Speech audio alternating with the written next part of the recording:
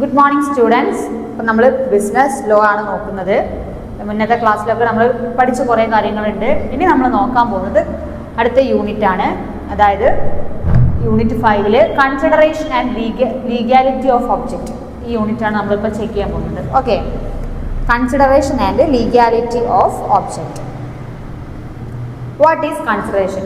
Consideration എന്ന് പറഞ്ഞാൽ എന്താ? നമ്മൾ നോർമലി യൂസ് ചെയ്യുന്ന വാക്കല്ലേ കൺസിഡറേഷൻ. ഡേ ടു ഡേ ലൈഫിൽ കൺസിഡർ ചെയ്യാൻ എന്താ? പരിഗണിക്കാം. അതായത് ഇവിടെ പറയുന്നത് എങ്ങനെയാ വെച്ചാൽ ഇൻ ബിസിനസ് ലോയിൽ the term consideration is used in the sense of quid pro quo. അതൊരു ടേമാണ്. ഓക്കെ, അതായത് എന്താണെന്ന് വെച്ചാൽ കൺസിഡറേഷൻ സിംപ്ലി പറഞ്ഞാൽ സംതിങ് ഇൻ റിട്ടേൺ. അതായത് സംതിങ് ഇൻ റിട്ടേൺ, നമുക്ക് എന്തെങ്കിലും ഒരു സാധനം നമ്മൾ എന്താ പറയുക ഇൻവെസ്റ്റ് ചെയ്തിട്ട് അതിൽ നിന്ന് കിട്ടുന്ന എന്തെങ്കിലും റിട്ടേണിനെയാണ് നമ്മൾ കൺസിഡറേഷൻ എന്ന് പറയുന്നത്. ഓക്കെ, ബിസിനസ് ലോയിലാണ് പറയുന്നത്, ജനറലായിട്ടല്ല. കൺസിഡറേഷൻ എന്ന് പറഞ്ഞാൽ സിംപ്ലി പറഞ്ഞാൽ സംതിങ് എന്താണ്? സംതിങ് ഇൻ റിട്ടേൺ എന്നാണ് ബിസിനസ് ലോയിൽ പറയുമ്പം കൺസിഡറേഷൻ എന്ന് പറഞ്ഞാൽ. സംതിങ് ഇൻ റിട്ടേൺ എന്ന് പറഞ്ഞാൽ എന്താണ് ഇവിടെ റിട്ടേൺ കൊണ്ട് ഉദ്ദേശിക്കുന്നത്? അതായത് ദ സംതിങ് മേ ബി എന്തൊക്കെയായിരിക്കും? സം ബെനിഫിറ്റ് അല്ലെങ്കിൽ right, interest or profit that may acquire to one party or it may be some forbearance determinant. അതായത് സംതിങ് ഇൻ റിട്ടേൺ എന്ന് പറഞ്ഞാൽ ബിസിനസ്സിൽ എന്താണ്? എന്തെങ്കിലും ഒരു അവകാശം, ബിസിനസ്സിലെ എന്തെങ്കിലും ഒരു കാര്യത്തിനെ കുറിച്ചുള്ള റൈറ്റ് കിട്ടുക, അല്ലെങ്കിൽ അതിൻ്റെ പ്രോഫിറ്റ്, അതല്ലെങ്കിൽ അതിൻ്റെ ബെനിഫിറ്റ്, അങ്ങനെ എന്തെങ്കിലും ഒരു പാർട്ടിക്ക് കിട്ടുന്നതിനെയാണ് നമ്മൾ എന്തെന്ന് പറയുന്നത്? കൺസിഡറേഷൻ എന്ന് പറയുന്നത്. ഓക്കെ, ഇനി നമ്മൾ നോക്കുന്നത് legal rules for valid consideration. ഒരു കൺസിഡറേഷൻ വാലിഡ് ആവണമെന്നുണ്ടെങ്കിൽ കുറച്ച് ലീഗൽ റൂൾസ് ഉണ്ട്. നമ്മൾ എപ്പോഴും ഇതിൽ നമ്മൾ നോക്കുന്നത് ലീഗൽ ബിസിനസ് ലോ ആണ് നമ്മൾ നോക്കുന്നത്, നിയമ കാര്യങ്ങളാകും. ഇവിടെയും കൺസിഡറേഷന് കുറച്ച് ലീഗൽ ഫോർമാലിറ്റീസ് ഉണ്ട്. അത് ഫസ്റ്റ് എന്താ? First point, consideration must move at the desire of promises. നമ്മൾ ഫുൾ ഇതിൽ കൺസിഡറേഷൻ എന്ന് പറയുന്നത് consideration must move at the desire of the promisor. എന്താണ് ആ വാക്കിനോട് നിങ്ങൾക്ക് മനസ്സിലായില്ലേ? ഡിസയർ ഓഫ് ദ പ്രോമിസർ, അതായത് പ്രോമിസറെ ആഗ്രഹപ്രകാരമായിരിക്കണം ഒരു കൺസിഡറേഷൻ മൂവ് ചെയ്യേണ്ടത്.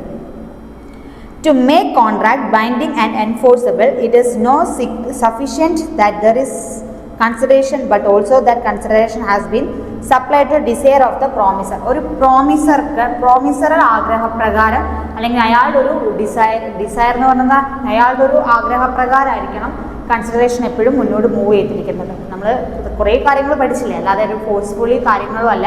അതൊരു ലീഗൽ റൂളാണ് കൺസിഡറേഷൻ്റെ. പ്രോമിസറുടെ ഡിസയർ അനുസരിച്ചായിരിക്കും കൺസിഡറേഷൻ ചെയ്യേണ്ടത്. രണ്ടാമത്തത് എന്താ? Consideration may move from the promisee or any other person. അതേപോലെ തന്നെയാണ് പ്രോമിസി അല്ലെങ്കിൽ ഒരു തേർഡ് പാർട്ടീൻ്റെ ഇതിൽ സെപ്പറേറ്റ് പറയുന്നുണ്ടോ? ഇല്ല.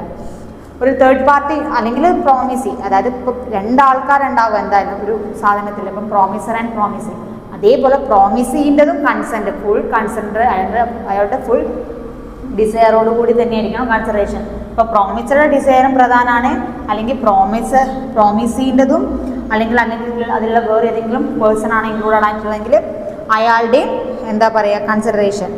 അതായത് consideration may move from the promisee or any other person. The second rule as to consideration is that the act which is to constitute consideration may be done by the promisee himself or by any other person. Okay, ആ വാക്ക് പറഞ്ഞതുപോലെ തന്നെ ഞാനിപ്പോൾ പറഞ്ഞ പോലെ തന്നെ പ്രോമിസിയുടെ ആഗ്രഹപ്രകാരം. മൂന്നാമത്തത് ആരതായിരിക്കണം? Third point എന്താണ്? Consideration may be past, present or future. ആ പോയിന്റ് എന്താ പറയുന്നത്? The words used in section 2 subsection D are has done or abstained from doing refer to past. Similarly, the words does or abstains from doing refers to present, and the words promises to do or abstain from doing refer to future. അതായത് consideration എന്ന് പറഞ്ഞാൽ പാസ്റ്റും പ്രസൻറ്റും ഫ്യൂച്ചറും മൂന്നും മാനിച്ചുകൊണ്ടായിരിക്കണം. അതായത് മുന്നേ എന്തായിരുന്നു, അപ്പോൾ അതിലെ പാർട്ടീസിൻ്റെ കാര്യങ്ങളൊക്കെ ആണെങ്കിൽ തന്നെ പേഴ്സൺ എങ്ങനെയാണെന്നുള്ളതൊക്കെ അയാളുടെ പാസ്റ്റ് എന്താണെന്ന് നോക്കുക, ഇപ്പം എന്താണെന്ന് നോക്കുക, ഫ്യൂച്ചറിലേക്ക് നമുക്കൊരു കൺസിഡറേഷൻ തരാനുള്ളൊരു കപ്പാസിറ്റി ഉണ്ടോ എന്നുള്ള കാര്യങ്ങൾ നമ്മളൊരു കൺസിഡറേഷൻ വെക്കുന്ന സമയത്ത് അതെന്തായിരിക്കാം? കൺസിഡറേഷൻ എപ്പോഴും എന്തായിരിക്കണം? ഈ മൂന്ന് കാര്യങ്ങളും ചെക്ക് ചെയ്തുകൊണ്ടായിരിക്കണം. അതായത് പാസ്റ്റും പ്രസൻറ്റും ഫ്യൂച്ചറും നമ്മൾ കൺസിഡർ ചെയ്തിട്ടായിരിക്കണം ഒരു കൺസിഡറേഷൻ ഉണ്ടാകുന്നത്. അപ്പം ഇത്രയും 3 റൂൾസാണ് വാലിഡ് ഈ 3 റൂൾസും പാലിച്ചാൽ മാത്രമേ അത് എന്തായിരിക്കുള്ളൂ, ഒരു വാലിഡ് കൺസിഡറേഷൻ ആയിരിക്കുള്ളൂ. ഓക്കെ, അല്ലെങ്കിൽ അത് വാലിഡ് ആയിട്ട് ട്രീറ്റ് ചെയ്യില്ല. അതായത് ഡിസയർ ഓഫ് ദ പ്രോമിസർ ഉണ്ടായിരിക്കണം, അതേപോലെ തന്നെ ഡിസയർ ഓഫ് ദ പ്രോമിസിയും ഓർ എനി അതർ പേഴ്സൺ ആയിരിക്കണം. അതേപോലെ കൺസിഡറേഷൻ എന്തായിരിക്കണം, must be past, present, future. ഈ 3 കാര്യങ്ങളും എന്താ പറയുക, ചെക്ക് ചെയ്ത് കൊണ്ടുള്ളതായിരിക്കണം. ഓക്കെ, ഇനി നമ്മൾ അടുത്തത് നോക്കാൻ പോകുന്നത് stranger to a contract and stranger to consideration. അതായത് stranger to contract and stranger to consideration നമ്മൾ ചെക്ക് ചെയ്യാൻ പോകുന്നത് എന്ന് വെച്ചാൽ എന്താ,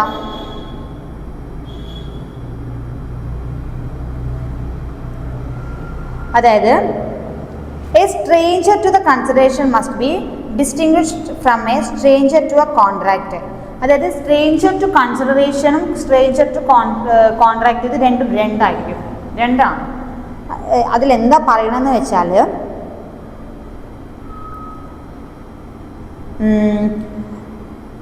consideration is permitted to be supplied by any person and it need not necessary it is supplied to the promisee himself.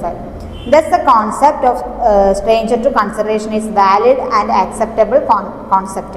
അതായത് stranger to consideration എന്ന് പറഞ്ഞാൽ എന്താണെന്ന് വെച്ചാൽ, ആരാണോ ഒരു പേഴ്സൺ ഇപ്പം ഒരു കൺസിഡറേഷൻ വെക്കുകയാണെന്നുണ്ടെങ്കിൽ അത് എന്താണ്, പ്രോമിസി ഹിംസെൽഫ് ആയിരിക്കും. അതായത് ഞാനാണ് ഒരു കൺസിഡറേഷൻ വെക്കുന്നത്, അത് എന്തുമാത്രം ഒരു തീരുമാനമായിരിക്കും.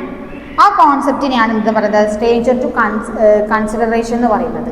ഓക്കെ, അതെപ്പോഴും എന്തായിരിക്കും, വാലിഡ് ആയിരിക്കും, അതിൻ്റെ അക്സെപ്റ്റബിൾ. അതായത് ഒരു എക്സാമ്പിൾ പറഞ്ഞുതരാം.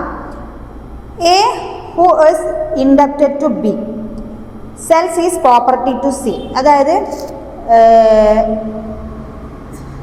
C and C promises to pay off the debt to B. In the case C fails to pay, B has no right to sue C being stranger to the contract. അതായത് എന്താണെന്ന് വെച്ചാൽ എയും ബിയും കൂടി ആയിരിക്കും ഒരു dealings വെക്കുന്നത്, അല്ലെങ്കിൽ ഒരു കോൺട്രാക്ട് സൈൻ ചെയ്യുന്നത്. അപ്പം ബി എന്തായിരിക്കും, എക്ക് പൈസ കൊടുക്കാനുണ്ട് എന്ന് കരുതാം.